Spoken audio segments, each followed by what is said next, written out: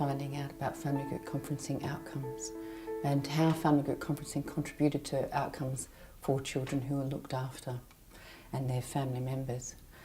So I undertook a case study. It was a retrospective study which looked at 11 families who had been involved with family group conferencing, and I interviewed family members, children and adult family members, family group conferencing coordinators and practitioners, so social workers, teachers, health visitors, etc. It was a really interesting project, and I think one of the key elements of what I found was really moving towards a theory of change for people who are involved with family group conferencing.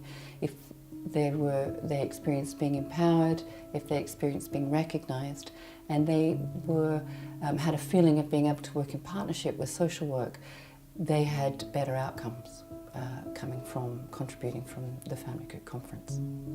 One of the key elements of what we're doing here today around Recognition Matters is to think about recognition, and part of what my research was about was using recognition theory as part of that overall theory of change for family group conferencing. And I used honest recognition theory to be able to have a lens for looking at what recognition might be in family group conferencing.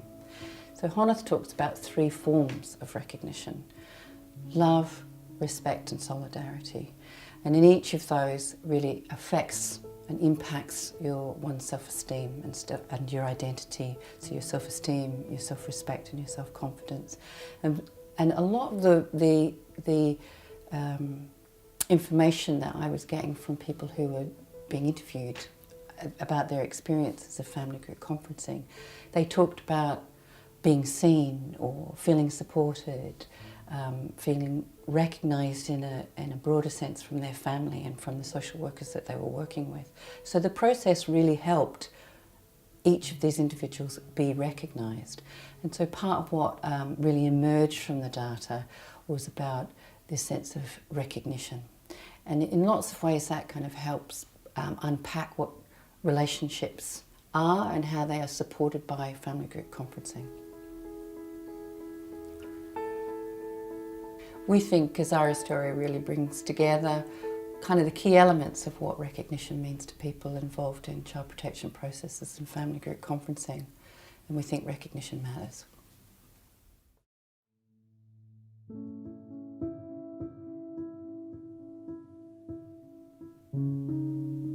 I started using when I was 15 and in an abusive relationship. I was with him for 7 years. I left the relationship and the abuse, but stuck with the drugs. I had been using heroin for 9 years and crack. All I could think about was more drugs. The lows were unmanageable. So I would go out and beg and get more money, and because I was young and I was a female, I could get lots of money. It was a constant cycle. Me and my partner ended up in a B&B, where there was drugs all around me being used or sold. There was no escape. The day I fell pregnant was the day I stopped using crack. When I fell pregnant, I immediately thought about a termination. I just knew I couldn't do it. I felt panic and happiness, but the happiness faded when I thought about how I was going to do this and how I would support a baby. But when I was told that I could not have my child, that changed things. We both knew I was pregnant immediately. Alec was so pleased, and I felt like I just didn't have a choice because he wouldn't consider an abortion. I texted my mum and I hadn't spoken to her for 2 years. She didn't want to get involved at the time because it would be too hurtful for her to lose a grandchild. I felt so alone. I got lots of different advice and I didn't know what to do. I knew it was going to be so difficult to imagine what would happen. Looking back, I wondered if I was trying to sabotage a pregnancy by continuing to use, so I wouldn't have to face the decision to have my child taken away from me. The first agency I encountered told me I would not be able to keep my baby. Every time I would leave that office, I would go home in tears. They were professionals, so they knew what was going to happen. It made me so angry I felt no one knew me or gave me a chance. I was a person and I felt really small. They made me believe I couldn't do it. They weren't suggesting that things could be different. They never told me that things would change. It was inevitable. I was a drug user, so I couldn't cope with being a mum. And the drugs were the one thing in my life that was reliable. I was getting so many mixed messages about what would happen, so the drugs were always there, no matter what. I then met with Prepare and things changed. I got a social worker who really worked with me. My baby was put in a child protection register. That was devastating, although I knew it would happen. It had been explained to me. On my 28-week scan, I stopped using drugs. My mum came with me. I could see my baby, and it was real. I needed to sort myself out. Alex stopped using 2 days after me. And once I was clean, I was surprised at how easy it was.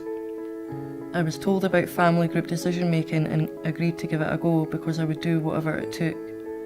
I met Julie, who told me about the service. I thought this was going to be a good idea to involve both mine and Alex's family. I knew I would need support around us.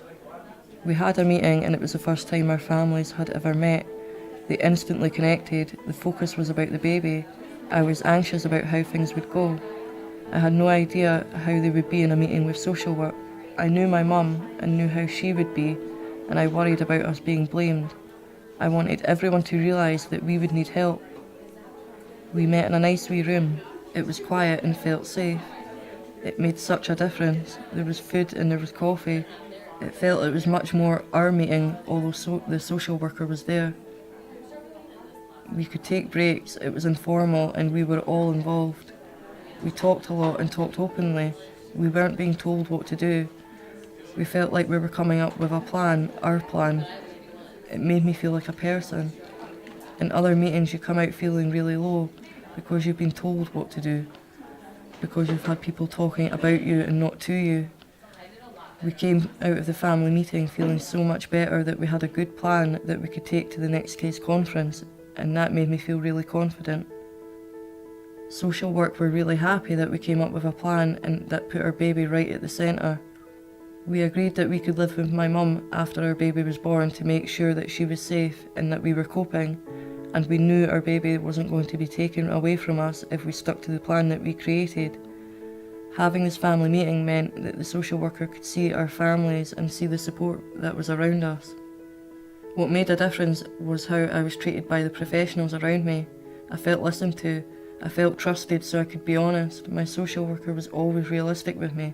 She was clear about the risks, but also about the possibilities. Relationships with the professionals around me were so important, and I believe that if I had had workers who did not work with me in the way they did, I would have possibly lost my baby because I would have felt hopeless. I would have kept using. If she had been taken away from me, I know I would have gone back to using. I would have struggled with contact. I could never have coped seeing her and managing my drug use. This would have meant I would never have managed rehabilitation. Now looking back at how I was, I can't believe that was me. I have been clean for 2 years. I have my baby, my partner. Social work closed the case when Bella was 4 months old. I started university this year to study social work, and I am working with the council as a mentor and a volunteer. I want people to know that they can't make assumptions about all drug users. We all have potential and we all can be capable. We don't want to be told that we will lose our baby because we will believe you. I want professionals to remember drug users come from families too. I want people to see what I have done and know that they can do it as well.